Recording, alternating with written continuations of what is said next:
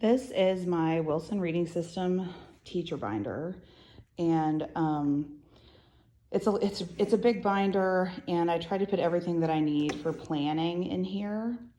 And right now I only have one student, but I do have a binder for each step. And so I probably, if I were in the classroom, I would just utilize a different binder for each group that I had. Or get a really big binder with tabs for lesson plans and things to keep the rest of the stuff in one binder. So this is what I've got. I keep some things just here in the front. I have taken the lesson plan cheat sheets that I've got in the live binder, and I put them in page protectors, and I put them on a ring, and then I can just use this to help me. I've color coded yellow is reading, blue is spelling, and green is comprehension. And this is actually from level 1 certification, and it just helps me go through and say, okay, did I have them give the letter name and then the sound? Did I drill other sounds with keywords if I needed to? You know, it just gives me all the things that I'm supposed to do. I don't use this much anymore, but I used it a lot when I first started.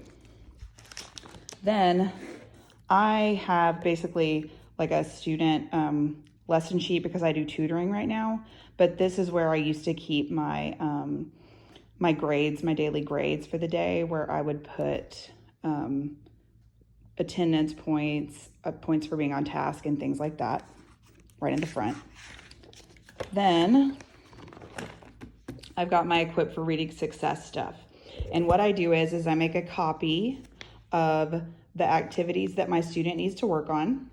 I've got the past in the back, and any level that he needed to work on was included in here. And when I get done with the level, I take it and I move it to the back. So if I get done with I, I'm going to take this and move it into the back and work on J. And we're actually doing a review right now for this activity, so they're a little mixed up. But I actually just write on this, and I would have one of these packets for each group. Then I have my lesson plans. I'm doing part 10, so I have a couple stories that we were reading. And I just keep the lesson plans in here for the step that I'm on. So here are my old plans, my current plans. I move them to the back as we go through, so I can go back and kind of see what he needs to work on. Then I've got my word list charts, and I keep the blank ones back here. Then I have copied the manual. I know you're not supposed to copy the manual, but I have, because I'm on step 4 right now with this student, I have all of the manual pages for step 4 in here so that I can access them without bringing everything home. And then I just put a sticky tab where I am right then. Then I have the student reader. I've cut the back off and hole punched one of them so that I just have access to that. And then I just keep a tab for, if I had groups, I would do that, but this is where he is for words, sentences, and story. Then I've got my dictation tab, and under dictation, I just have the blank dictation page because when I was doing lesson plans, sometimes I would forget how many of each thing we needed to have. And then I've got the beginning of step 4 from the dictation book, which has all of the phonemes, the vowels, and the additional sounds. Then I have it divided up by step. So here's the prefixes, basics, bases, and suffixes. And here's the high frequency words. But then here's the 4.1 words, the 4.1 phrases, and then the 4.1 sentences. I have it organized that way. That's not how the dictation book is, but that's how I like to organize it. And what I do is I highlight ones that I've done with that group or student just to keep me, make sure I'm using varied things.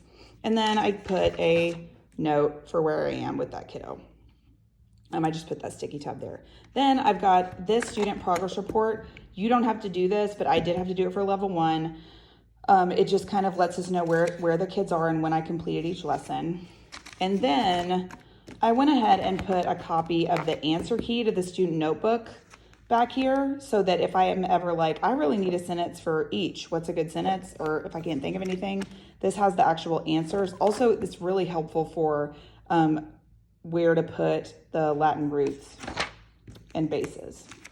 Then I just have some games and tips back here. Here are resources you can get off the Live Binder. Here's the questions for each lesson. So these are just nice to have, so I can say, oh, I'm at 4.3. I'm gonna say, find the vowel, consonant, E syllable, and how many syllables are in this word. Those are just good questions to add to my lesson plan. Then I have the end of step. Well, I don't have the end of step in here anymore because I've made my own binder, but then I've got some blank master sheets back here. So you can get these in the Live Binder or off of Wilson sites. Here is the vocabulary sheet. And then I've also got the multiple meaning vocabulary sheet back here so that if I'm teaching a vocabulary word, I can just reach back there and grab that. I've also taken some of the Foundations posters and put them in page protectors to almost use as a poster so that when we have to go back and review how to mark something we haven't marked in a while, I've got that. We use the vowel sounds a lot for the for step 4 because we have to say I, itch, I, pine, ein. And so that's a little bit hard. So I've actually taken those posters out because I work on that with my student. And that is my teacher binder.